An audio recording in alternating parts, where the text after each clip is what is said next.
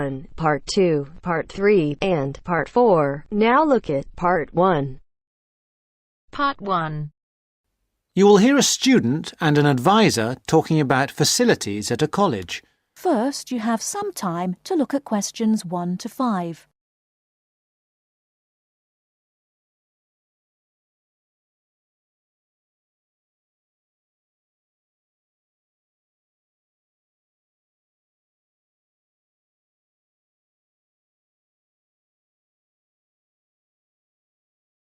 Now we shall begin. You should answer the questions as you listen, because you will not hear the recording a second time. Listen carefully and answer questions 1 to 5. Hi, I wonder if you could help me. I'm starting a course at Glenfield in a few weeks. I was just a bit worried about what facilities there will be and what I'll have to do. I'm especially interested in health and welfare stuff. Certainly. We normally send out a copy of our leaflet, Staying Healthy at Glenfield. I'm not sure why you haven't had it. Well, could you answer a few questions for me? Firstly, I'm wondering about how I get a doctor when I arrive. Well, you can register with the University Health Centre on North Campus. And do I have to pay for that? Not to register, but if you have to get medicines, there's a prescription charge of £6.50. Okay. Well, I'm not planning to get ill. That's only going to arise if I have any problems. So, should I just go along when I arrive? That's what we recommend for peace of mind, but it's not compulsory, and if you don't live inside the catchment area, you can't in fact register there. Where do you live? Well, at the moment I'm staying at the Backpackers Hostel in Hill Street, but I will be moving from there shortly, somewhere nearer.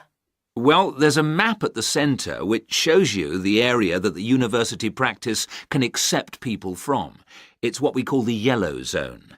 If you live outside that area, you have to find another medical centre to register with. It sounds like I'll only qualify after I move. I think you might be right. Then, in addition to the health centre, there's a free counselling service for all students situated on the North Campus. You don't have to register. They also have drop-in sessions.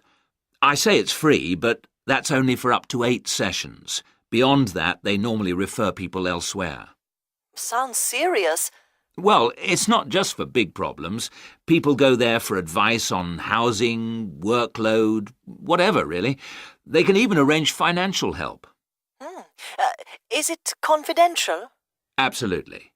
Then again, a lot of students prefer to phone the Nightline service, which is run from an office on the central campus. They don't really encourage people to drop in. I see. So it's basically a free phone line. The number, if you want to make a note, is 0900 762 5913. I'll say it again. 0900 762 5913. Fine. Well, I hope I won't need any of these. What I will want is access to some gym facilities. Right.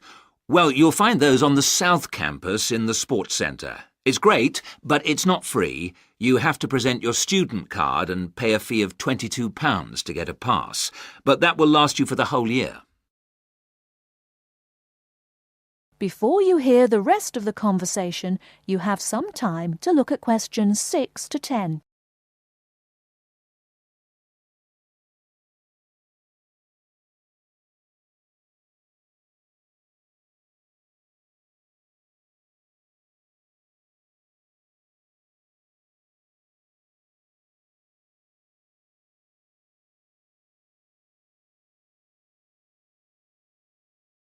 Now listen and answer questions 6 to 10. Is this information on the website? I'm afraid not. I can send you some leaflets or even resend the whole information pack if you give me your details. Could you send the whole information pack, please? Yes, that's fine. I'll have to take down some details. Could you tell me your full name? Sonia Orr. S-O-N-Y... No, I'll spell it. S-O-N-I-A, then Or is O-R-R. Or. OK. And you said you were on Hills Road? Yes, but don't send it there as I'm about to move. I'll give you my new address, which is 22 Winter Gardens. That's Glenfield. And the postcode? Oh, yeah. That's GF23 9BQ. Fine.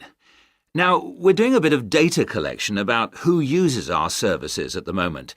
Can I just ask a few more questions? Yes, that's fine. OK. If you're an international student, what country are you from? I'm from Switzerland. And how old are you? I'm 24. And finally, which course are you enrolled on? Right. Well, that's a bit complicated, since I'm hoping to switch to economics and history. But at the moment... I'm down to do economics and sociology. It's a joint degree. OK, I'll put that. Great. Well, I'll pop the information pack in the post, and you should get it soon. That is the end of part 1. You now have half a minute to check your answers.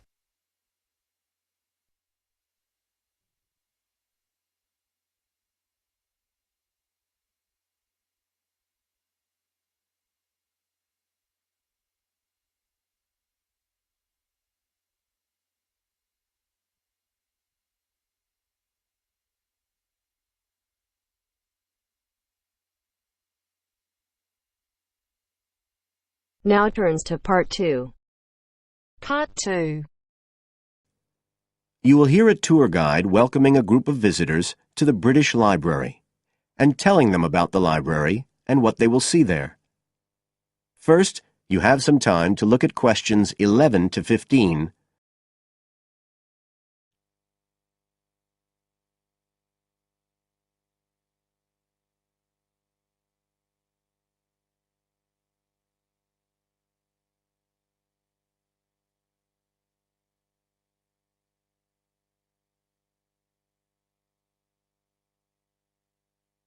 Now listen carefully and answer questions 11 to 15.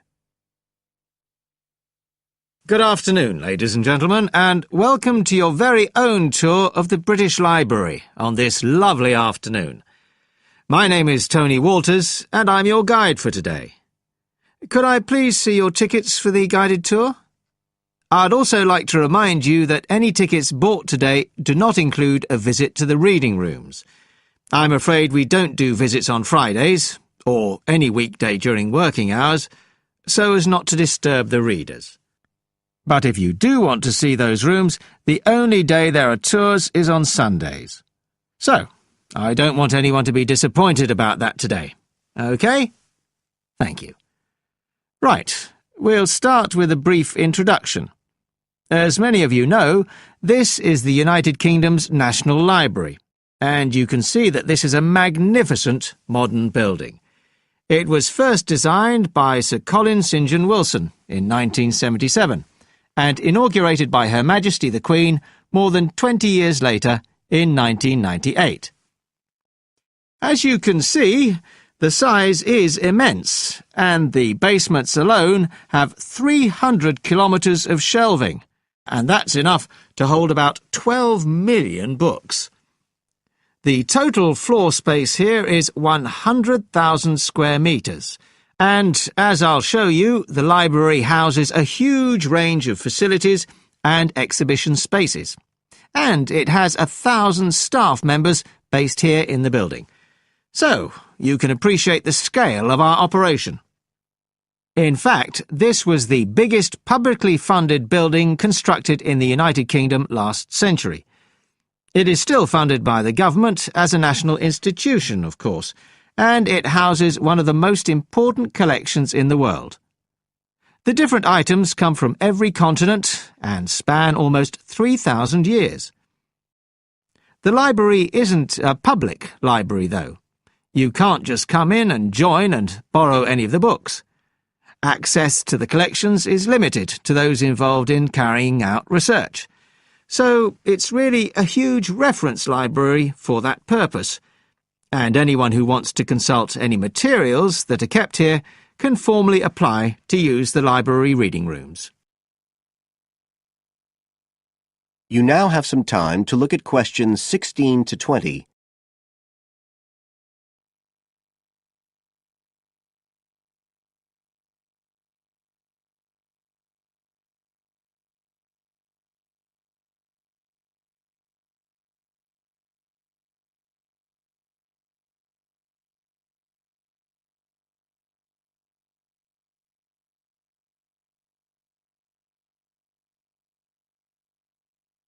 Now listen and answer questions 16 to 20.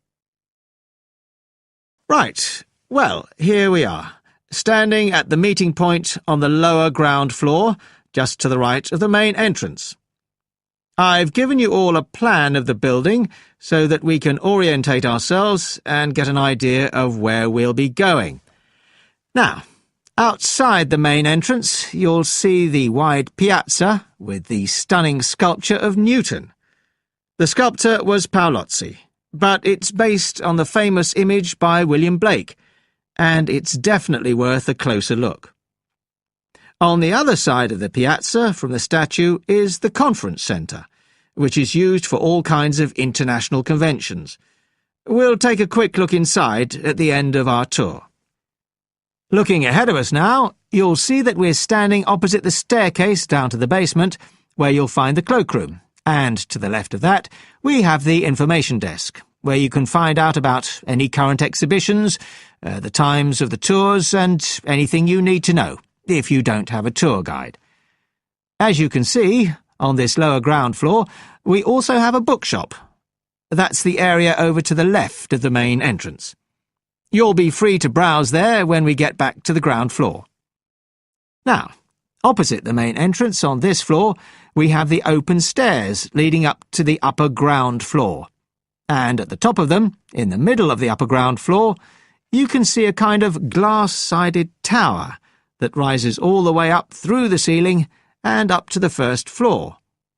This is called the King's Library. It's really the heart of the building. It was built to house the collection that was presented to the nation in 1823 by the King. You can see it from every floor above ground. When we go up there, you'll find the library's treasures gallery on the left. Can you find it on your plan? That's the exciting one. So we'll be visiting that first, but we'll also take a look at the stamp display situated behind it on the way to the cafe. A lot of people miss that. The cafeteria runs along the back of the floor, and in the right-hand corner you'll find the lifts and toilets. Always good to locate them. The other main area on that floor is the public access catalogue section, and I'll show you how that operates when we get up there.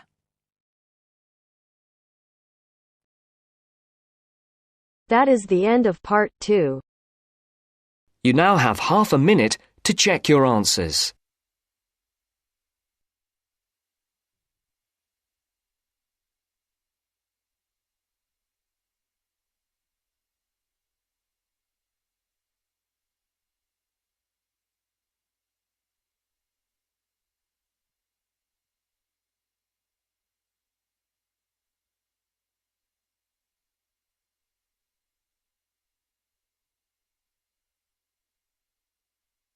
Now turns to part 3.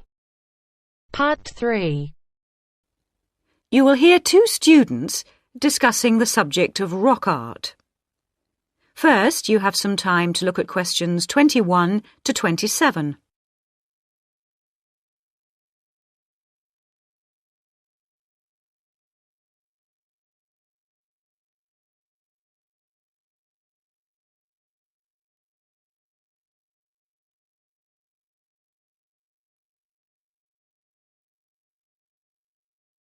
Now listen carefully and answer questions 21 to 27. Hello, David. Oh, hi, Mia. Sorry I'm a bit late. Oh, no problem. Thanks for agreeing to help me with my assignment today. I really needed to go over it with someone. Sure. You were going to talk about European rock art, weren't you? Yes, the rock drawings in the caves of Lascaux in western France. Oh, fantastic. Over 13,000 years old, I believe. What sort of drawings are they? They're drawings of animals on the whole, but you can also find some human representations, as well as some signs. There are roughly 600 drawings at Lascaux. Really? Were they mostly pictures of bulls? Well, no, actually. The animal most depicted was the horse. Have a look at this graph. It shows the distribution of the different animals. You see, first the horse, and then, after that, a sort of prehistoric bull. Oh, OK. That's interesting, isn't it? And the third most commonly drawn creature was the stag. There were some other animals, but these are the main ones. What are the drawings like? I mean, what sort of style? Well, the bulls are depicted very figuratively. They're not very realistic. They're very big by comparison to the other drawings of people and signs. They appear to be almost three-dimensional in some cases, following the contours of the cave walls, but of course they're not. Amazing. Perhaps they felt these animals were the most impressive and needed to be represented like that. Yeah, maybe. The drawings of humans, by contrast, consist of just simple lines, like the stick figures my little sister draws. Perhaps humans were seen as less important. Perhaps. What about the signs? How did they draw them? There doesn't appear to be much evidence of signs, and those that have been found are usually made up of little points. Rather like Aboriginal art from Australia. Yes, something like that, but not as complex, of course. So, apart from the bulls and horses and stags, were there any other creatures depicted? In one or two chambers you do find pictures of fish, but they're quite rare. What sort of size is the cave? It must be quite large to have that many pictures. Well, it's actually a number of interlinking chambers, really. Here's a map showing where the different drawings can be found. Oh, good. Let's have a look at that. The first 20 metres inside the cave slope down very steeply to the first hall in the network. That's called the Great Hall of the Bulls. Here. OK. Then, off to the left, we have the Painted Gallery, which is about 30 metres long and is basically a continuation of this first hall. But further into the cave. Exactly. Then we find a second, lower gallery called the Lateral Passage. This opens off the aisle to the right of the Great Hall of the Bulls. It connects the next chamber with an area known as the Main Gallery. At the end of the Main Gallery is the Chamber of Felines. There are one or two other connecting chambers, but there's no evidence of man having been in these rooms. Before you hear the rest of the discussion, you have some time to look at questions 28 to 30.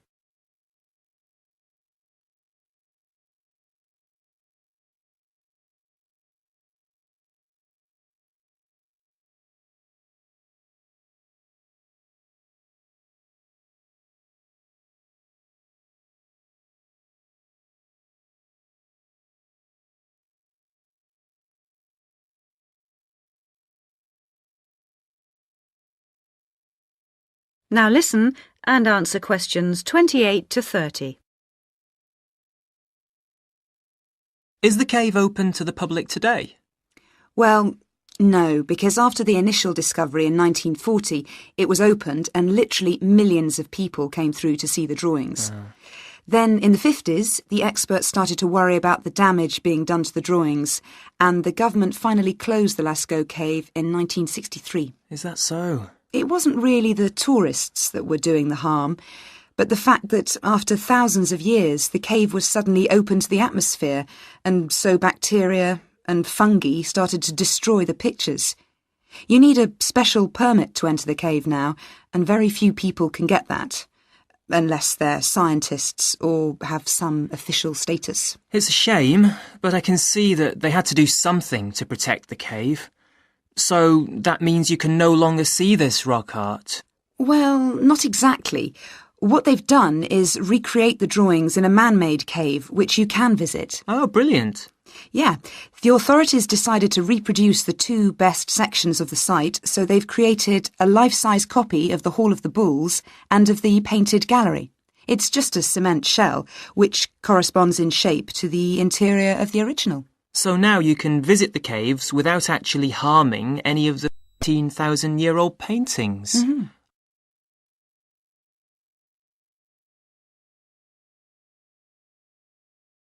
That is the end of part 3. You now have half a minute to check your answers.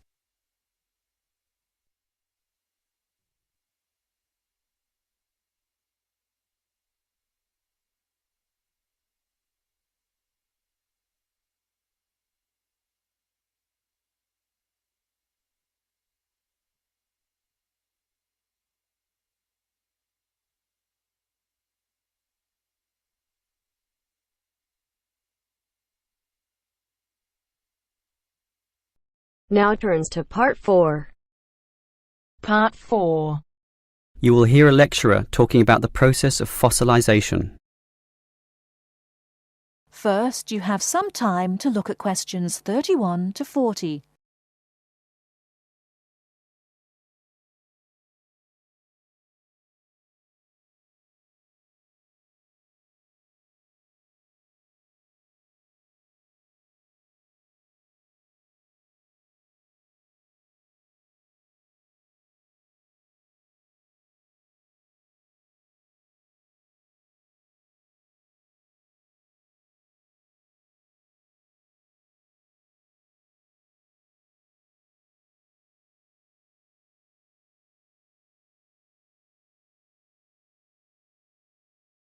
Now listen carefully and answer questions 31 to 40.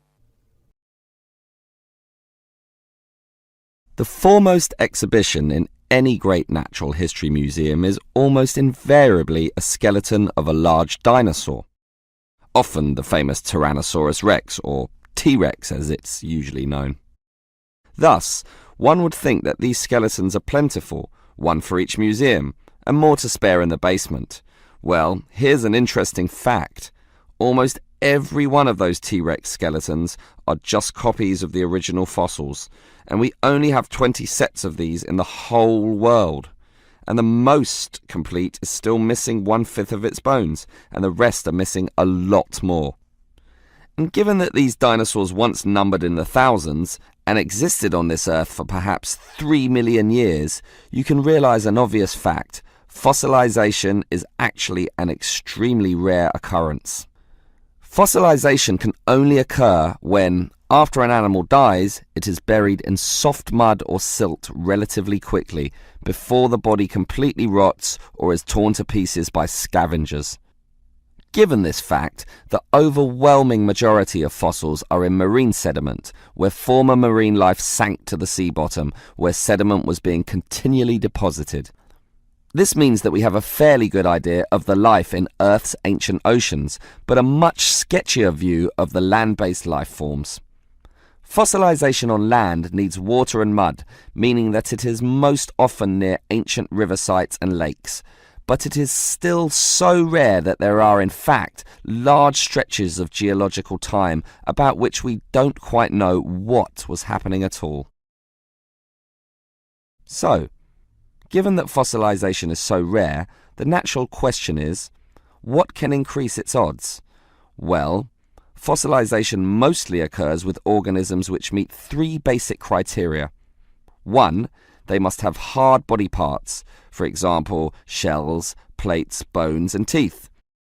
Unfortunately, the soft parts just rot away far too quickly to be fossilized. And I say unfortunately because it is often the soft fleshy features that most interest us. An elephant's trunk, for example, would not fossilize, and from the skeleton alone, we would never know the trunk was there. The second criterion for more likely fossilization is that the organism in question must have existed in considerable numbers and be spread over a wide geographical range. This simply increases the statistical probability that one of them will one day be fossilized and hopefully found. Finally, and by the same logic, the species needs to have existed on the Earth for a long time, and the longer, the better. So, these are the 3 main criteria, but there are others. Being a large size, for example, helps us to notice and discover them as fossils more easily, and being a marine organism, as mentioned, helps also. Trilobites, a strange sort of ancient crab, are a perfect example. Their body structure was one of hard plates. They existed over virtually the whole world of their time and over a huge span of geological history, over 250 million years in fact, one of the longest ranges of any creature ever. Added to this, some species could grow to relatively large sizes, and they lived in the sea. Perfect. These creatures meet all the criteria, and as a result, museums all over the world are spilling over with trilobite fossils of all shapes and sizes. As far as fossils go, they are common. So, let's think about T-Rex once again. It too basically meets all the criteria that we mentioned. It has hard parts, being the bones, had some dispersion, and had been around for a long time, although it cannot compare to trilobites in this respect. However, it does have one important advantage over trilobites. It is large, very large, which means we can discover it far more easily than many other fossils. And here's another advantage. Dinosaur hunters are a dedicated and fanatical breed, continually at work in all the likely sites of the world. Basically, us human beings are fascinated by these creatures. So much that we are always searching for them, probably more than any other types of fossil, meaning that more T-Rexes will inevitably spring up in the future, and one is certainly glad for this.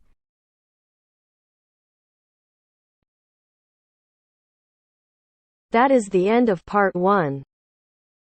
You now have half a minute to check your answers.